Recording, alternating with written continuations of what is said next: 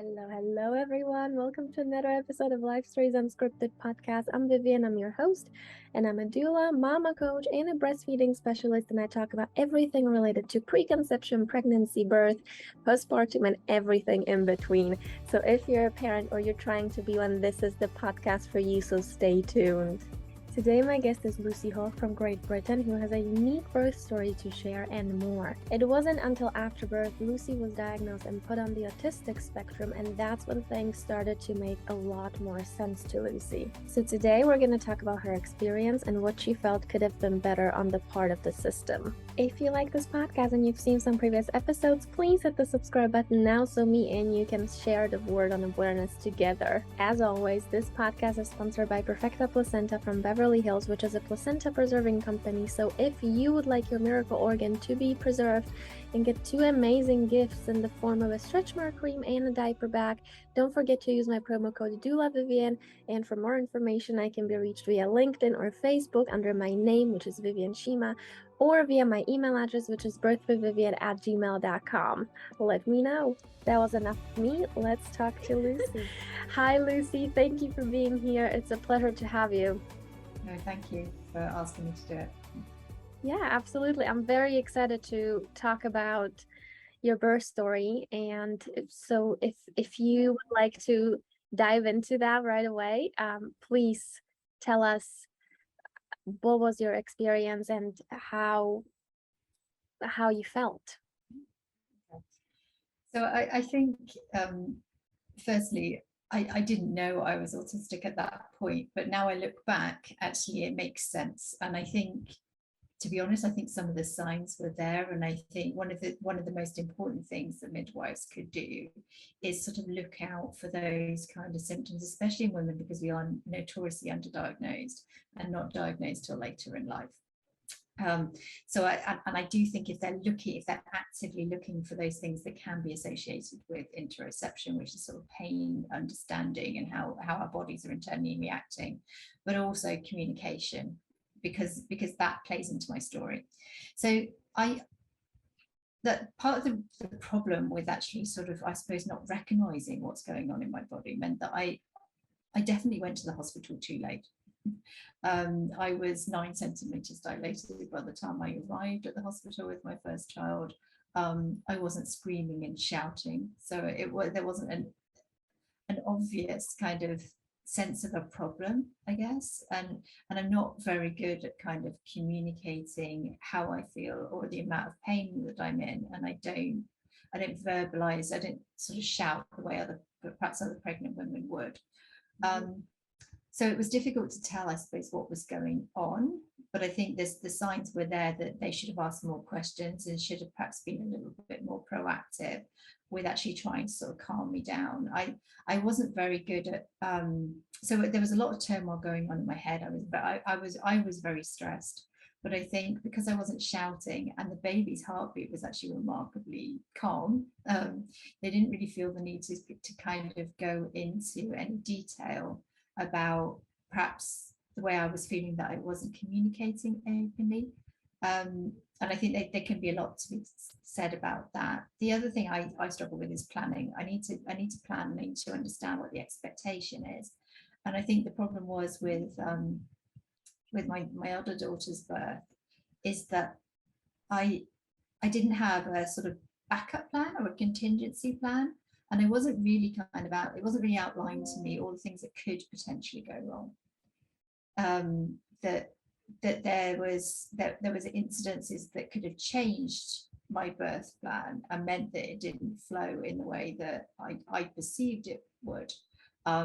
Like, for example, I went into transition and I didn't come out of transition and I had to be given oxytocin. And I'm a little bit, I have a control issue. And the fact that, I had to be put on oxytocin, and that's obviously a medicine. I'm not very good with medicines either.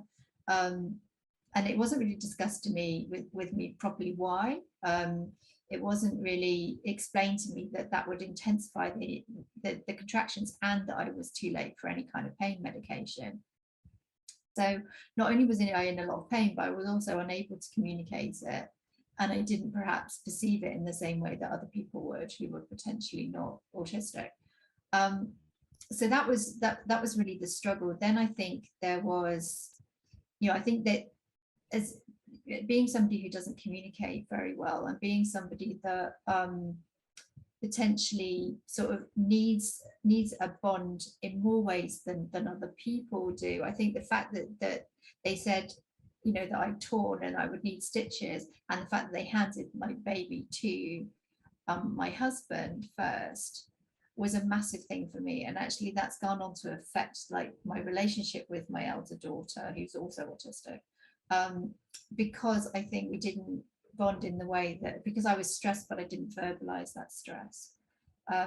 So I think all of that was, and then of course you've got all the sensory issues that go along with being pregnant with labor anyway, that the sort of, even the idea of the mess is kind of, because I'm quite a control freak, and I don't really I'm obsessed with my own comfort and how clothes feel on me, and how bedding feels, and it's all sort of very clinical and plastic, and that sort of feeling on my skin.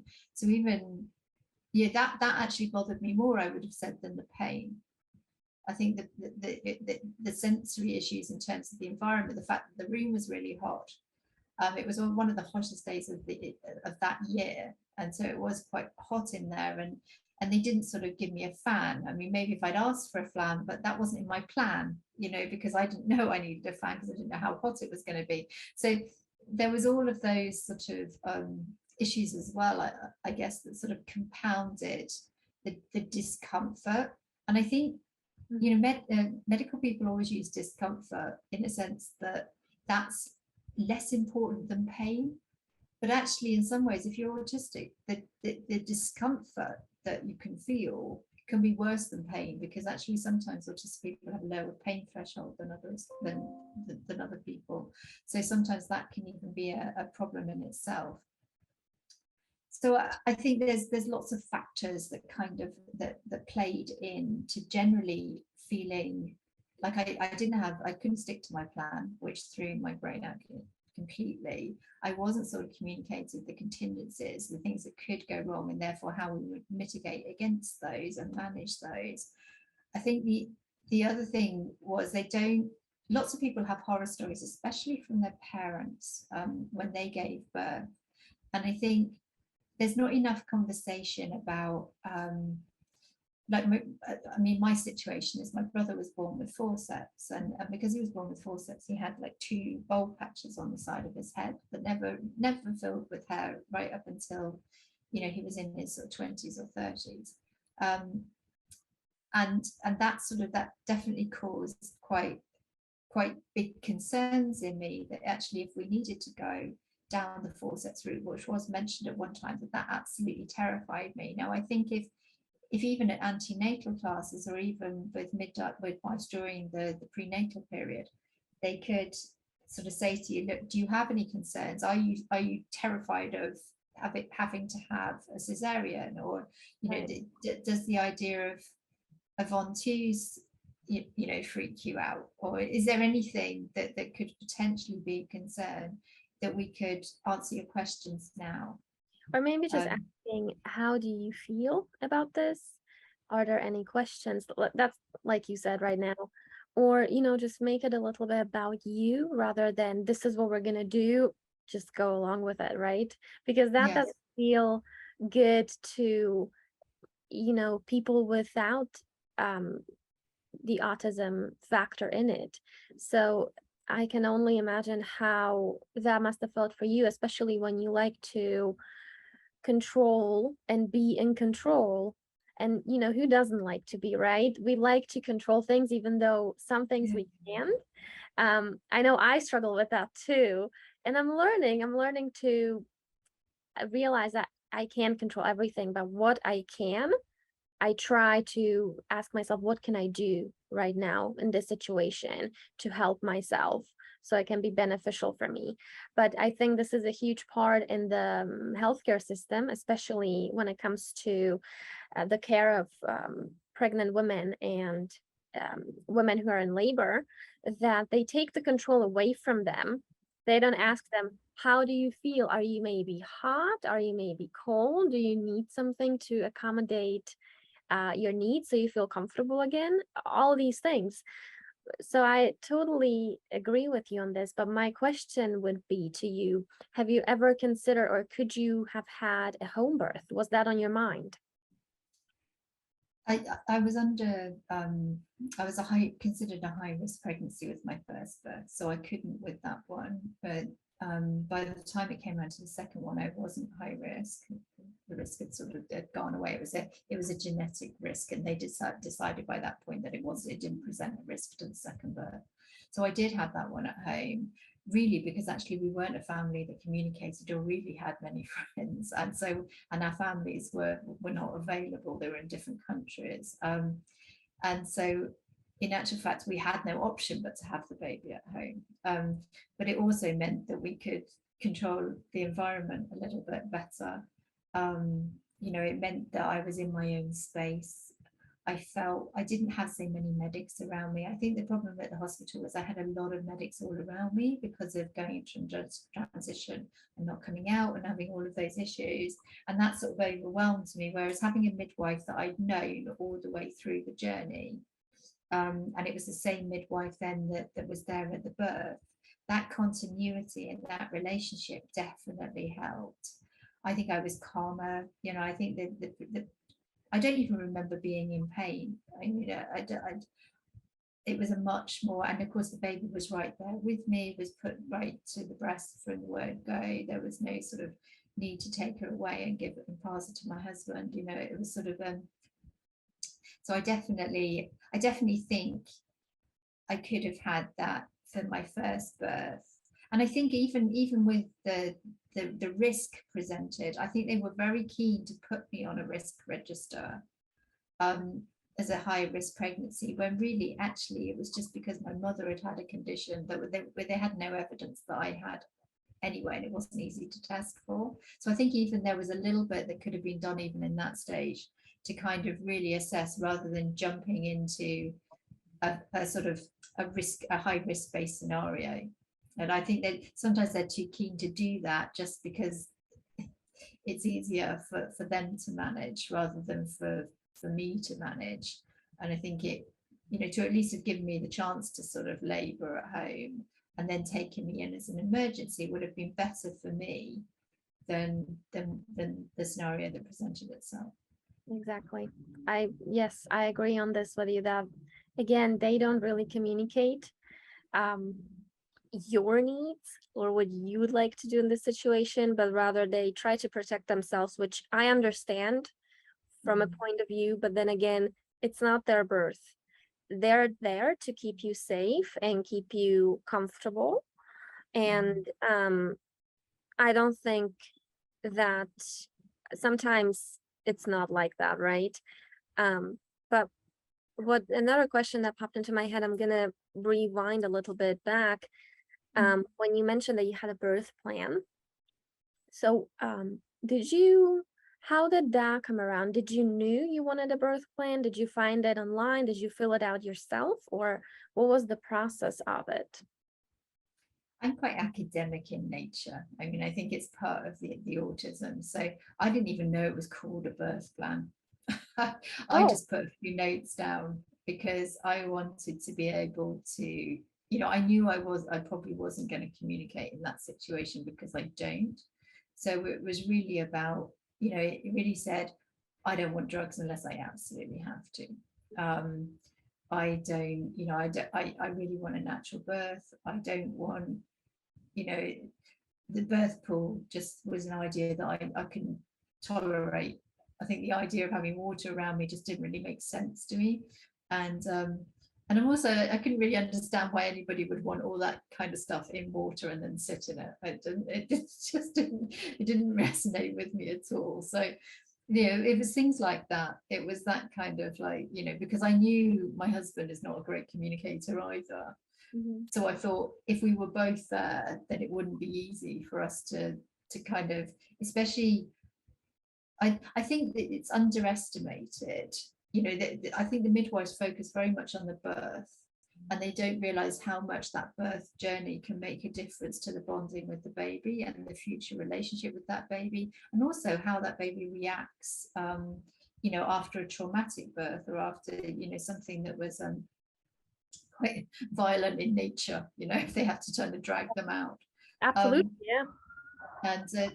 and so I was very conscious, like I'd read a lot, and I'm a big studier, I'm a big absorber of information. I'd read a lot about the power of having the baby on the breast from, you know, from it first emerging into the world, um, and how important breastfeeding was, and how, you know, Von-Teusers and things like that, they alter the shape of the head. So I was really kind of, you know, I'd done it, so it was a lot to do with that. It read a bit like a thesis, if I'm honest. So I can understand it was probably difficult to follow, but and actually it would have been even longer if I built all the contingencies in, but I think I needed to do that because it would have helped me feel more in control. Did you think about, if this goes wrong, if I can't have a natural birth, I want it to be as low intervention as possible?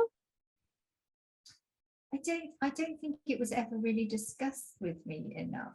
I think, you know, I mean, I'd read enough to know that there was, you know, there was potential risks, but you know, you kind of believe that those things are rare and they're never going to happen to you, right? So Right, so I absolutely. hadn't, and I wish I had.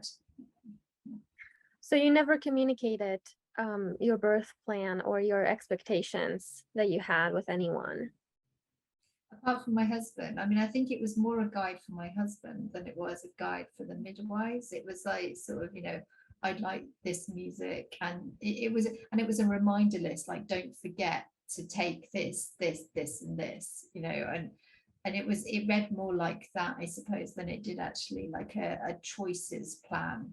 Because I think had I written it like that, I would have put in something there about forceps. Mhm. I love But how I you think said, that was the other thing, because they had said to us in the pre-antenatal classes, they had said to us at that time that the forceps were not used as readily, and it was more Ventouse. So when they suggested the forceps, I was a bit taken aback, I think. mhm, right. I loved how you said that you didn't know it was a birth plan, but you essentially created one. It's, and you know, there's a whole thing with birth plans going on. It's this, you know, it was invented so mothers could communicate better their wishes and their thoughts and concerns and contingency plans in case this goes wrong, what to do. Because when you're in labor, obviously you're in a different state of mind and you might have troubles communicating, you know, like when you are in pain, you just withdraw into yourself, you shut down. I'm pretty sure there's a lot of people like you, and then some people on the other hand, they shout and they scream, and but they can't really vocalize a sentence that makes quite kind of sense. Yeah. But what it became, it was more like demands, like this is what I want and nothing else. And the nurses and midwives and doctors were a little bit not insulted, but they were a little bit like, well, I'm the doctor here, I'm the professional here, I'll do what I think is right. And I think that's where the whole thing went askew, that no side was happy.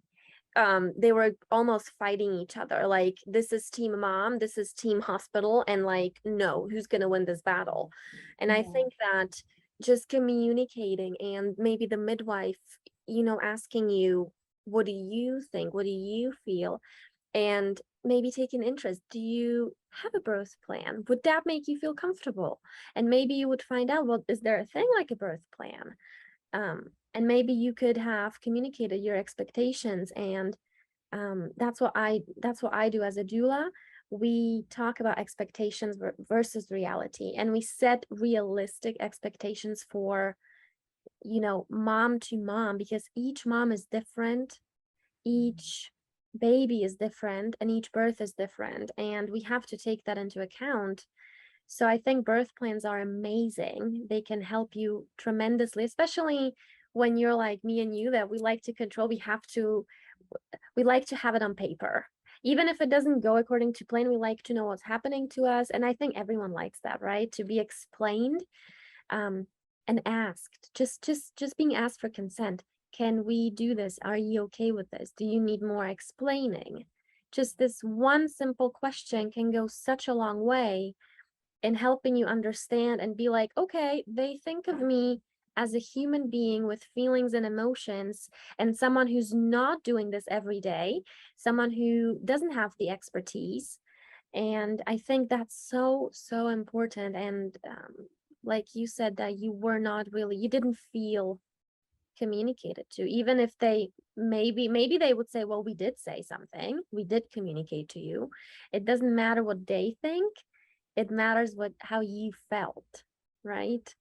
Yeah, and I think it's just taking the time and having the patience. And I understand these hospitals are under pressure, but it's interesting that if you go to like a midwife-led unit, or you have your baby at home, then you've got somebody with you who's dedicated to you through that entire journey.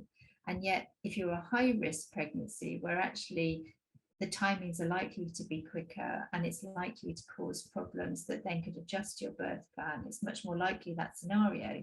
You go to a hospital and you don't get a dedicated team. You quite often get a stretch team where you're trying to cover 6 or 7 mothers at the same time, and during their births, and so that made it really difficult. So of course they just didn't have the time or the patience to Mm. try and explain things to me in a way that I understood. And so I was just sort of left there feeling quite confused. And I do remember there being significant periods of time when it was just myself and my husband in Right. the room while I was laboring, and that was quite unnerving, because we didn't really know what to do. Nobody had really given us any instructions.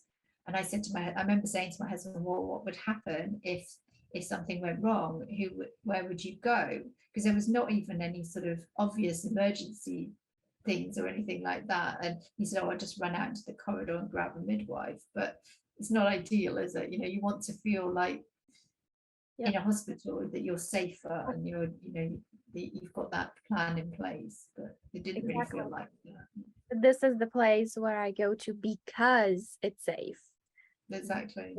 Exactly. Exactly. I think what you said, I think I'm gonna elaborate on that. I really do believe that every mother should have the ability to have someone next to her during her pregnancy leading up to birth, like a Mhm. midwife or a doula, because they not only are there for you, but they also help your partner to better advocate for himself, but also for you when you were not able to voice yourself because you're in pain and you shut down. And he knows that about you because he knows you, right? He Mhm. can advocate for you, he can help you advocate with you. And I think this is another missing part. And you mentioning all the things that you felt were not acknowledged enough in your case, I think the problems are really rather systemic than practical, because again, we would need more midwives, we would need more doulas at the hospital at that time when there's seven women giving birth. There is it's mathematically impossible for one midwife to be attentive to all 7 women um, for an equal amount of time. And I think this is not your fault. You shouldn't be blamed for that. You shouldn't take the the outcome of that, but the hospital should accommodate for that by hiring more people, by giving you more resources maybe. Or maybe if you just find out you're pregnant and that the pregnancy test shows positive, the first visit you do with your OBGYN, he or she should ask you, well, do you have a doula, do you have a midwife, would you like me to give you a list of resources, books, websites, people you can reach out to, or other moms who can maybe refer you to someone. And I think this is the huge missing puzzle, but it's so important because it makes you feel included rather than excluded. That we're just going to do what we have to do, and you just lie there still, don't say anything, because we know what we're doing. Yeah, I agree. And actually, I think things have changed, and doulas have become more popular in recent years than they were when I had my children. But I think there was always this idea that you had one person with you, right? And if you were with somebody, so if you had a partner, then it was the partner. If you didn't have a partner, then it was your mother, or there may be a doula in really exceptional circumstances, but not very readily. But you couldn't have both. And I think there's this idea that somehow if you have a partner, they're naturally the best people. And I'm not sure I fully agree with that. I mean, my husband was definitely not the right person for me to have in that room.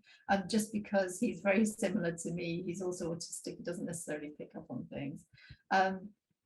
So I think there should be much more acceptance of it's not a failure from a partner not to be in the room. I mean, you take it back to sort of the 1950s and men were out in the corridor pacing up and down, but they weren't even in the room. And I think sometimes I would have been much better off had I had my mum there, rather than my husband, and he would have been happier not being there too. And I think there should be that sort of that understanding, or even have more than one person, be allowed more than one person, because then you say, as you say, the doula can help with the partner to be able to kind of coach them as much as they're coaching the mother, Absolutely.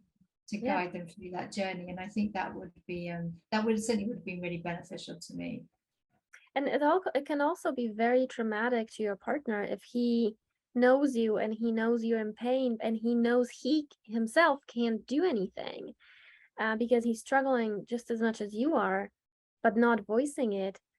And fathers or partners are often, again, excluded from this experience. They're almost cornered into thinking, I'm useless. What am I doing here? What can I do? They can do so much. Partners can be such an amazing support system. And I think it's just leading up to, our conversation is leading up to the fact that your support system that you have around you can truly affect your birthing experience and birthing outcome. No, absolutely. I totally agree. I mean, I think generally more questions and more options should be given to the mothers. I think it's very much sort of we sit in a framework where the medical teams decide, what you need, especially, and you have a birth plan, but if anything deviates in that birth plan, suddenly the control shifts from you to them. And then it's like it's sort of out of your hands, so to speak. And I think there could be a lot more questions asked, and a lot more contingency plans put in place.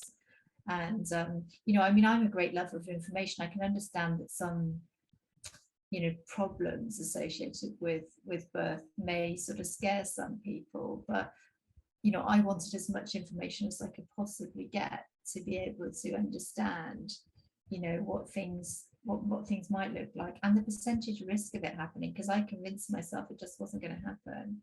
So I didn't sort of really prepare myself fully. Did you feel that all the information that you read or gathered, did it give you more clarity? I think I'm very, as I said, I'm very academic in my nature, right? So when I looked at these information, especially research papers and things like that, they usually stated, the sample that we selected for this was Eastern European women or Black women or Asian women. And so as soon as I read something like that suggested something that for a population that I wasn't included in, even if the age range was like above what my current age was at the time, and I was quite young, I just excluded myself from that. So I convinced myself that risk didn't represent me. And I think it could have done with it a little bit more context, because I think these things don't just happen to Black women. I know that they say Black women are more of a risk to high risk pregnancies and C-sections and things like that, but it's not necessarily always true. And I think had I not convinced myself that was never going to happen to me, I think I would have planned better. Does that answer the question? Absolutely. Yes. Yes. Thank you. I think we can have all the information we want. There's so much information online, but we don't necessarily sometimes know what to do with it and what is relevant to me. And again, there's this, it comes up that it would be really helpful if there would be a person who does this on a daily basis, who goes through these studies and knows which ones to exclude completely because they're obviously biased, but which ones are relevant to your very specific case. And I think that would have helped. Yeah, absolutely. I can imagine it's even worse now, because when I had my children, the internet didn't exist.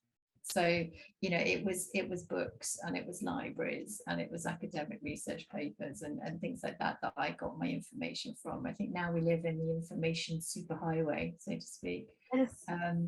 I think it's difficult to work out, you know, the bad information or the inaccurate information from the relevant information. So I definitely think that's probably where a doula like you would help, because it's about sort of distilling that information and trying to help understand what's the most relevant. Right. And I agree that I agree with you that we're on a informational highway, but it's not necessarily always good because there's so much information, exactly. So much, and you have to, you have to go through it and set aside the ones that you don't need, the ones that are very, very biased and almost providing misinformation, to the ones that are actually relevant to me and have a clinical, are clinically supported. So, yeah. Well, this is, Lucy, thank you so much for sharing this. Okay. I'm very grateful that you were willing to give us a little bit more insight on this, on how you felt and from your perspective, because I'm sure there's people out there who might not know, and they are like you on the autistic spectrum, and they are pregnant and they do struggle with the same things you do. And if this can give them more clarity and answer some questions, and knowing that they're not alone, that here's Lucy who went through it and she's here to spread awareness, that makes me incredibly happy and grateful. So thank you. But please tell us, what do you do and where can people find you? So I operate as a neurodiversity coach. So in both the sort of consultancy capacity and also a mentor and coach capacity, really kind of helping people in the business world to adapt and reframe their skills into strengths that they can sell to businesses in order to be able to find work, and also to be able to negotiate what is large corporate organizations and academia and all the politics that's associated with that can be quite challenging for neurodiverse people. I can be found on LinkedIn, and I also have a website which is A-Game Coaching. Wonderful. Thank you so much, Lucy, for this, and I hope people will reach out to you. Yes, me too. Thank you, and thank you for talking to me. Absolutely, it was such a pleasure, and again, thank you for sharing a piece of your world, a piece of a very intimate world. Any thoughts? What did you think? Let me know in the comments, and if you enjoyed this episode just as much as I did, please hit the subscribe button now so me and you can spread the word on awareness together. If you're a mama, a health coach, or a spiritual healer just like Lucy is, and you have a story you would like to share with me and the rest of the world, or you know of someone who has a story they would like to share, please don't hesitate and reach out to me either via Facebook or LinkedIn, where I can be found under my name, which is Viviane Schima, or via my email address, which is birthbyviviane@gmail.com. That is it for me for now. I hope this video brought you some more insight, some clarity, and maybe answered a couple of questions you might have had on your mind. If it did, that makes me very happy, and stay tuned until next time. Bye.